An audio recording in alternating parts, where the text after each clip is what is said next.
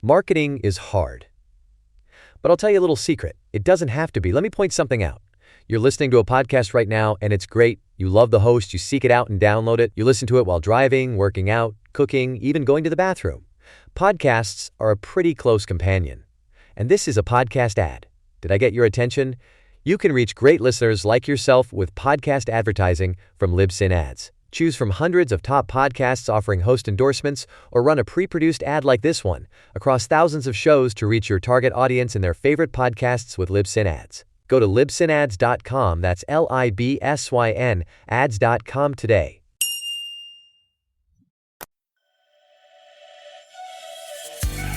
You're listening to the Best Morning Routine Ever podcast, the show that proves no one stumbles upon success ever, with your host, Lou Need. Every Mondays and Thursdays, we deliver cold hard evidence behind the power of a robust morning routine. Get ready to be transformed by the renewal of your mind. Hello, morning enthusiasts. Welcome to the Best Morning Routine Ever podcast. I am your host, Dr. Lou Need, and today I have the honor of introducing a very special guest, not just one, but two amazing gentlemen to the show today, Gaurav Bhatnagar and Mark Minukas. They are both Minukas, you got it. Thank you. I got it. Creation of co-creation, a collaborative effort by both. And they recently published their first book, Unfear, and that aims at teaching businesses how to have better synergy, better relationships. And, that can be quite difficult to do sometimes, but we know we are the sum of the five people we hang out with. And so it's imperative that we have the right people in our corner and kind of build those relationships, because you never know where it can lead, what opportunity can lead. So I'm really excited to have them here because they're collaborative experiments have got them to work in manufacturing, technology, travel and logistics, and even government. And so I'm honored to have both on. So with no further ado, Gaurav, Mark, welcome to the show. Thank you. Thank you. Yeah, pleasure to have you on. Tell us about your synergy. How did you two come about? Mark, you want to tell us how did we get together? Yeah. Yeah. So Gaurav and I come from, arguably different backgrounds, but similar in some ways. So we both passed through the consulting firm McKinsey and Company for a while. Gaurav had left McKinsey before I did, actually, by a few years, and had co-founded Co-Creation Partners. And I was still at McKinsey at the time, and I was doing this.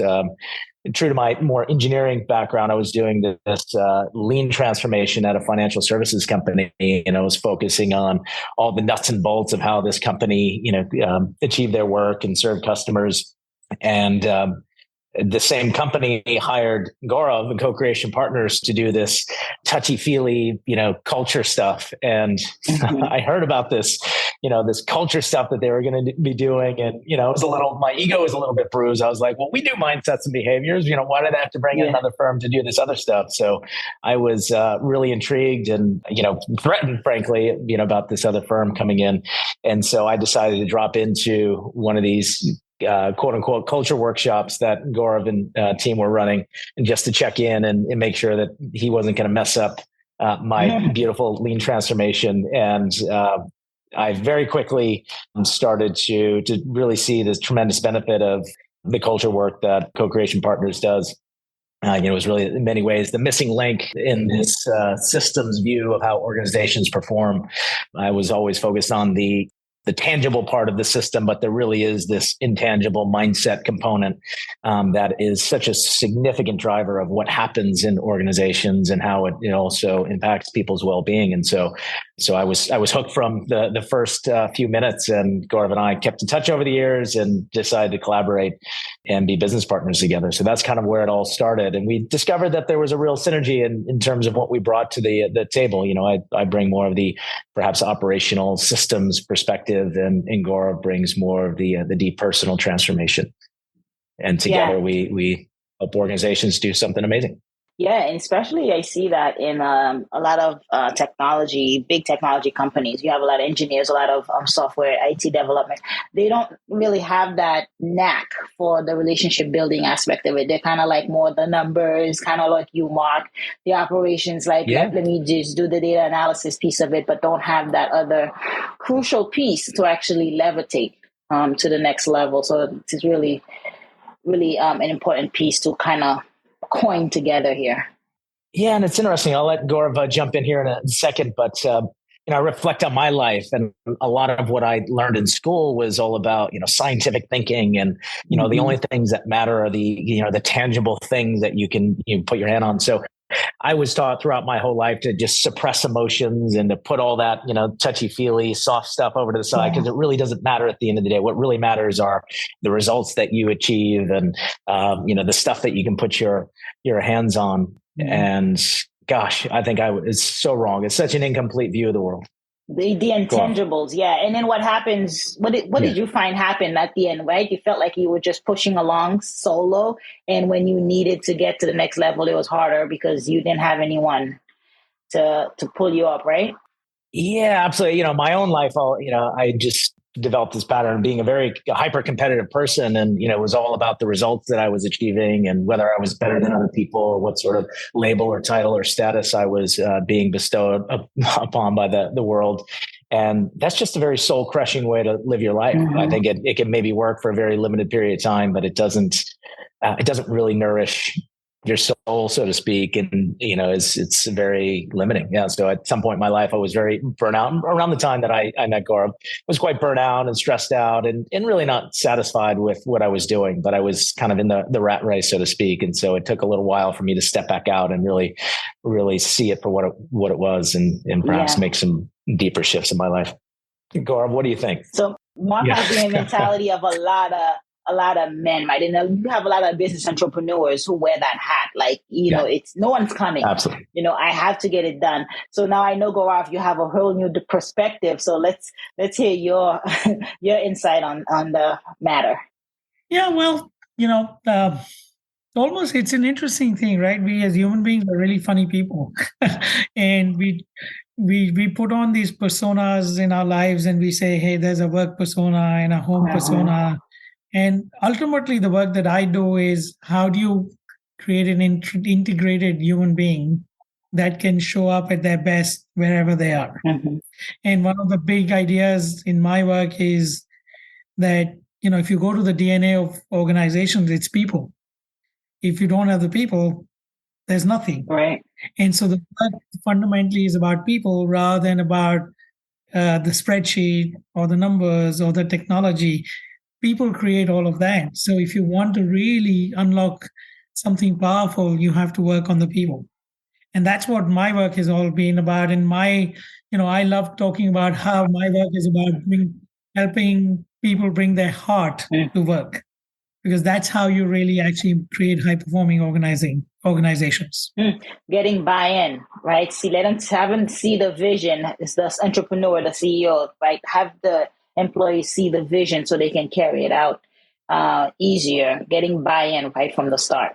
Yeah, and I would even go to scary, I use the words I use, but I would say more than buy-in, falling in love with the vision, so that they get excited about it, and they're not talking about, it as a job. They're talking about it as their mission and their purpose. I know Steve Jobs did a very good job at that, but he is Steve Jobs. I saw, the founder of Uber did a really good job on doing that and getting buy-in.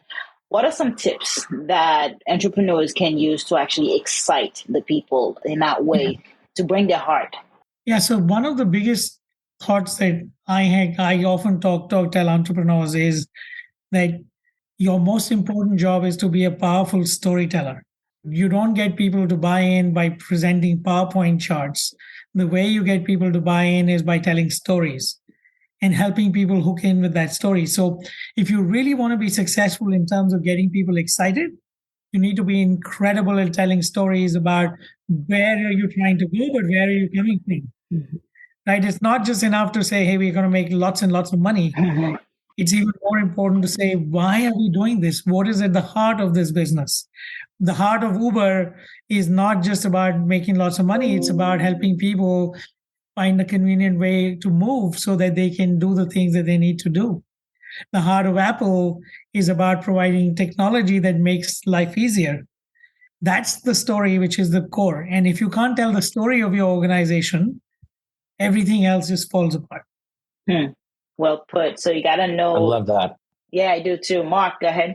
Yeah, we're just going to add, I think another piece in addition to storytelling, this is very important for entrepreneurs as well, is seeing everyone in your organization as a leader, not just yourself.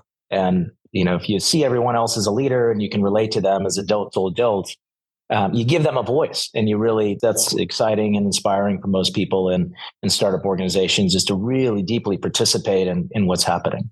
So I think that's another aspect of it too. Yeah, you empower them. Empowerment. Yeah, absolutely. And that doesn't mean that everyone gets to do whatever they want too. I think that's sometimes the flip side is, well, everyone gets to do what they want. I mean, you still have to engage people in conversations. You still have to make some hard decisions, but by treating people as adults and leaders, then you're relating to them as if they have something really important to add. And we still have to have the hard conversations and make the hard choices. Yeah, seeing them as the expert, that's really one sound advice. Bringing people on as experts to kind of execute on your behalf. And another quote that I got, and I don't know why Steve Jobs keeps coming up, but he said, I hired smart people not so I can tell them what to do, but they can tell me what to do. So coming from that place of leadership, right? Knowing that, hey, you're the expert, you take the lead on this and you run with it. That autonomy, that like freedom to creatively think and solve problem solving is imperative. That way you don't have to micromanage, right? And hand holding. Yeah. And I think a pitfall I've seen a lot of entrepreneurs, a lot of, founders of, startups fall into is they see themselves as the one who has to bring all the solutions and all the technical expertise into the organization. Yeah. And it becomes difficult for people in that headspace to let go of the reins and to be more the storyteller and more of the empowerer of people in the organization. So there's obviously no perfect trade-off there, but I would hope that your listeners would understand, or at least be cued into some of the trade-offs of showing up as the one and only expert in the organization who's telling other people what to do. How do we, what's the word? Relinquish that, right? That power, right? Because you start off, it's your baby, right? And you definitely get to wear all these different hats. How do one begin to start relinquishing that power, that right to others, to gain that trust? Again, back to the relationship with the people within the community, to be able to delegate and allow them to flourish. So here's the interesting thought, which is tough, but let me give it out. Yeah. The way you actually show strength is by relinquishing, because you know that you can actually step in whenever you need to. In fact, one of the greatest acts of strength as a leader is to empower other people to step in, because now you have the comfort to know that you have the ability to make magic happen. So often when leaders say we need to be strong and they try and control things, it's actually a sign of weakness, because they don't trust themselves and others to be able to do the things that need to happen. So one of the big ideas is, if you're truly, truly a strong leader, you will show vulnerability and you will show the humility to say, hey, other people are here are really, really smart and they can step in. The humility to me is a really interesting idea that leaders need to play with. And, it's really interesting because in our current environment, somehow this idea of leadership and being strong is being projected, but actually strength really comes from humility and from vulnerability, not from asserting yourself all over the place and trying to prove to everyone that you're the boss. Well put, Gaurav. Well put. Mark, anything you want to add to that? Now I nailed it. Yeah. I think that's well said. I mean, I think the first step is always awareness, that usually reveals some other choices that you have. So if you are one of those leaders who may revert to a bit more of control or competitiveness, notice the moments or the times when you feel like you're pulled in that direction, and see if, just that awareness could reveal different ways that you can show up. And, maybe it reveals times when you can say, look, I don't know, or I am feeling the uncertainty of the situation. I need your input, or I need your voice in this thought process. That may help. Yeah. So we talked a great deal about leadership and being, the top and owning it. Let's talk about team building. And we know the 5 stages of team building: norming, forming, storming, adjoining. That I just gave you 3 of them. Forming, storming, norming, performing, Yeah, there adjourning. you go. He's the expert. I'm not going to act like I'm the expert. Let's talk about how to effectively do that, especially the storming piece of it, right? And kind of elaborate a little bit what that is for those who are unaware. How do you get through the storming piece and what happens? Because once you do, there's a beautiful magic at the end of that, right? There's that performance that takes place. Yeah. So I think there is a really interesting thought around when do you storm and what is the purpose of storming, right? So if you already know all the answers and you're just performing as usual, you don't need to storm. Storming is needed when you need to create something new, when you need to create growth. Because when there's certainty, there is no new ideas that come up. So the purpose of storming needs to be very clear. If a leader just goes and does storming for the heck of storming, actually you create more chaos in the system. Right. So therefore, the forming part, which sets up the conditions and helps people understand why you're storming, is really important. But in the storming, what a leader needs to do is one of three things. Either the leader puts a challenge in and then steps back and says, I'm not giving the solution, which creates the storm. The other is that the leader plays the devil's advocate and questions everything. But if you want to play the devil's advocate, you need to have in the formed enough trust with the team that they don't think of it as being arrogance, right? And the third thing that the leader needs to do is the leader needs to be able to follow the direction of the storm so that at the end of it, they can do the synthesis, the norming, so that people understand why they were taken through this process of storming. Because if you don't do the synthesis, now everyone says, oh my God, this was exhausting. And what the hell? Why did we go through it and all of that stuff? Right? So as a leader, the ability to let go, the ability to challenge, and the ability to synthesize is fundamental in the storming process. And if you do one of the three, that's not enough. But it is, as you said, so powerful. If you don't do that, you're not constantly growing your team and growing the capability and growing the quality of what you're offering to the world. Yeah. And as you say, it's growing. It's that growth. It's that performance. There's storm. I don't think I've looked at it that way because it usually when you start a new project, these come into place. But I never looked at it like you go into a storm because you're growing. Yeah. It is very intentional. You have to storm very intentionally. Don't just do it willy-nilly. Otherwise, it creates just chaos. Not talking about storming out of the room, just out of anger and frustration. Got to be strategic about when you actually are looking for new ideas. As you said, there's new ideas on the horizon and growth is also right around the corner. So yeah, thank you. Anything else you want to add around that? Mark, anything? The only thing I would add is storming is really important in order to get to norming and performing. And it often takes some real time. You know, if you were thinking of, having a meeting to work through some issue, depending on how much time you have, you really need to be thinking about spending anywhere from a third to as much as a half of your time in that storming phase before you can get to the norming and performing. And I've seen leaders that, have a high need for control and they try to shortcut the storming phase where there's, it's just sort of messy because they just need to get to the do and the takeaways. And so just being a little more comfortable with creating real space for storming, even though it feels messy and chaotic, can actually make a team much faster in the longer run. Can there be collateral damage? Yes. I think there's never a choice in life without consequences. I think the question is, are you aware of the consequences? And are you choosing them mindfully? So I think there's always some sort of collateral damage. Gaurav? Yeah. Yeah. And in anything you do, not just in storming, in anything you do, because you don't live in a perfect world, there are unintended consequences. And one of the things that leaders need to understand is if you're not willing to live with the unintended consequences, the collateral damages you put it, then you're not being an effective leader. Your job as a leader is to embrace the collateral damage and manage it so that the team can keep moving forward. You can't say, I'll take all the good stuff, but all the collateral damage is everyone else's fault. Yeah. It's a necessary outcome. It's unavoidable. And sometimes you may lose team members. You may lose valuable team members, people that have been there for years, loyalty, and that's okay because what got you here won't get you there.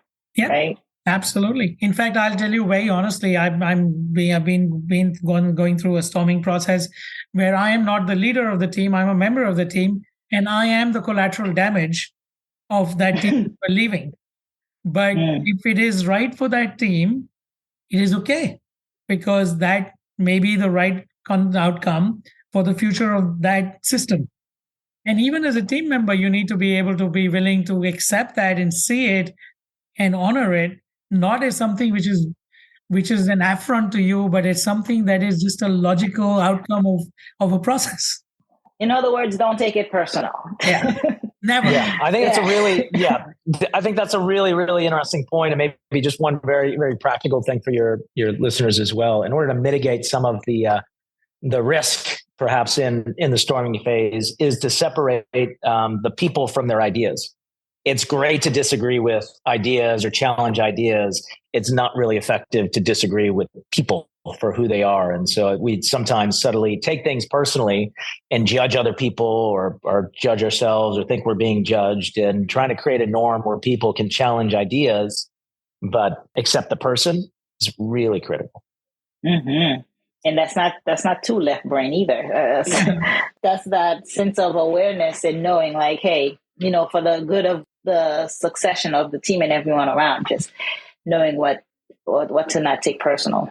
Yep. Yeah. And that left side of our brain is constantly trying to label, assign labels to things in the world, because that's what we do. And by labeling, we're able to dissect the world and make better sense of the world. But it can really get us in trouble when we start to label people for who they are.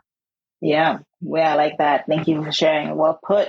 Let's talk about co-creation. How have you helped some of your clients? Yeah. So the work that we do at co-creation is all about bringing together two ideas that often people see as being in contradiction, which is creating sustained high performance and doing it through employee well-being. Yeah.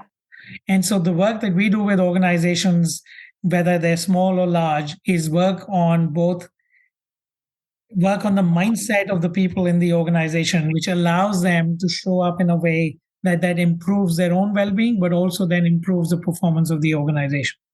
And it usually is a multi-month process, which requires us to work on the individual, the team, and the organization at the same time. So we don't just work on any one of those dimensions, because you have to work on all three: the I of a team, the we of a team, and the it of a team, in order to really help them drive performance.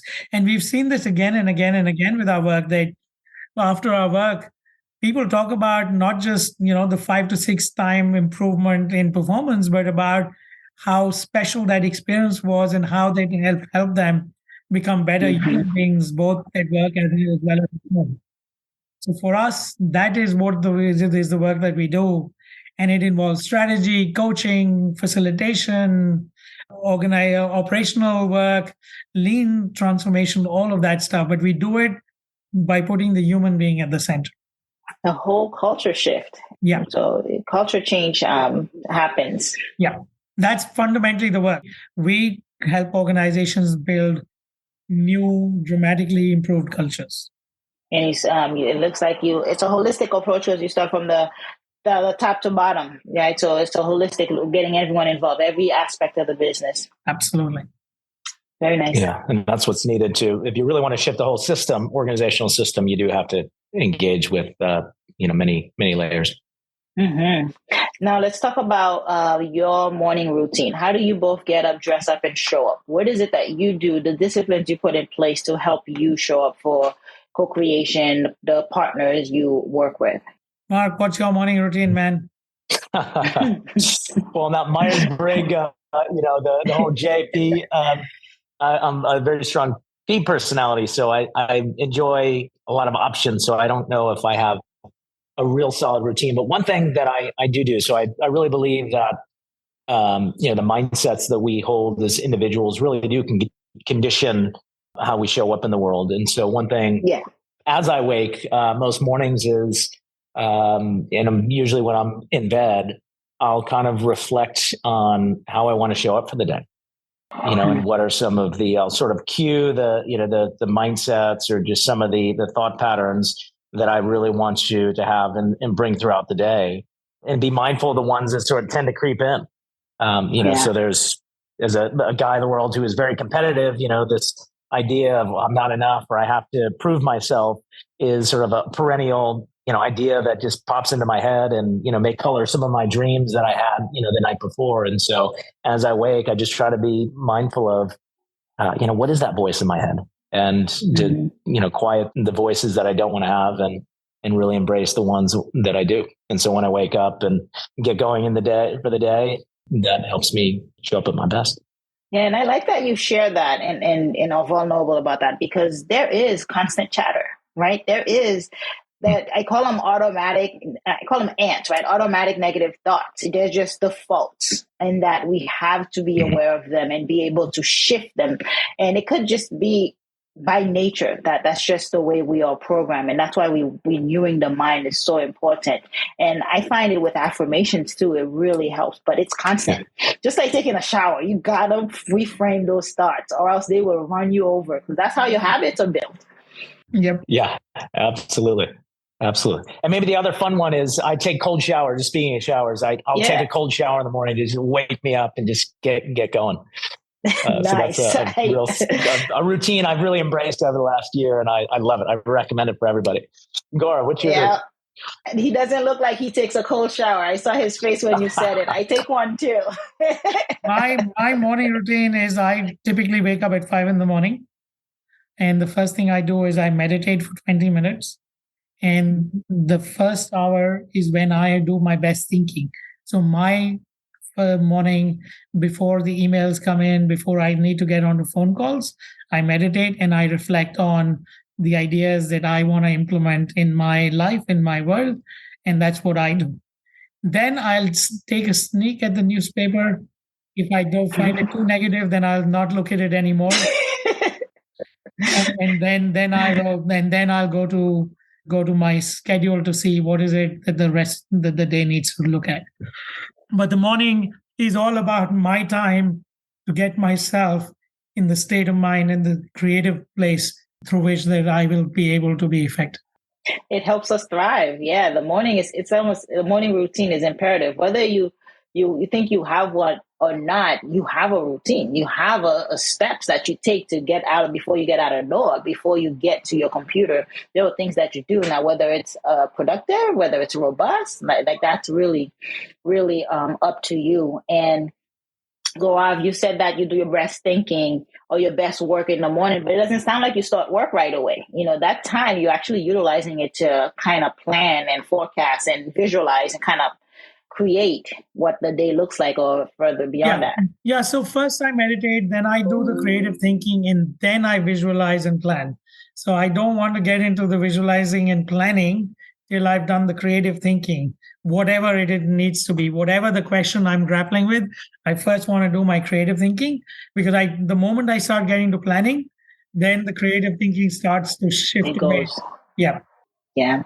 And for both of you, what happens if you miss a day? You're traveling, you have kids running around, he comes in and wake you up. What happens if you don't get that, 20 minutes, if you don't get that 1 hour, or get to take that cold shower? How's your energy throughout the day? So for me, I can notice my being much more anxious and much more reactive if I don't do my routine. And I travel on flights all the time. So I'm doing international travel all the time. And even there, if I don't do my routine, then I can feel it in my body physically, the restlessness, which then becomes very difficult to manage. Yeah. And it trickles into your day, right? Yeah, your work, exactly. How you show up, for the rest of the day. Into everything. Mm-hmm. Mark? Yeah. Well, as someone who doesn't embrace a whole lot of routine, I wouldn't say it throws me off too much, but I absolutely, one thing I absolutely try to do very consistently is get a good night's sleep. So for me, my routine, or, my energy level, it starts with just being thoughtful about when I go to bed, how do I go to bed, and all that. So I've I've been working on, trying to not eat too late at night and cut back on alcohol and other things that impact the depth of my sleep. Quality of sleep. And so I think that, so the quality of the sleep for me really is probably a bigger determinant of my energy level. Yeah. I do hear it quite a bit with multiple entrepreneurs that the morning routine starts the night before. You got to prep yourself for success. And that's adequate sleep, deep sleep, rejuvenating. So thank you both for sharing. I always love to hear morning routine of successful entrepreneurs because it really just it proves it that you don't just get up and find success. You have to be disciplined. Tell us about where we can find you. How can we connect with you? Marco. Yeah, sure. Absolutely. We're always open for people reaching out. If you just want to talk and just share ideas, please do reach out. I think the easier email is mark@cocreationpartners.com. You could also email Gaurav _Bhatnagar at cocreationpartners.com. I won't spell it here on the podcast, or go to cocreationpartners.com, no hyphen, and check us out, and you can email us or contact us through the website. But that's really the best way. And please do reach out. Really excited to meet new people and just talk about any topics related to performance and human well-being. Thank you both for coming and sharing. It's been very insightful hearing about leadership and team building, as well as how to build those relationships to get buy-in right from the start. It's been amazing. Thank you. Thank you. Thank you so much. A real pleasure. All right, morning enthusiasts, that's it for today's show. Thank you for tuning in. If you love the Best Morning Routine Ever podcast, we'd love to hear from you. So go ahead and subscribe, rate, and give a review on iTunes or Google Play. While you're at it, tell a friend about the show. Be sure to visit bestmorningroutineever.com and our Facebook group to join the conversation, access the show notes, and discover our fantastic free bonus content. Until next time,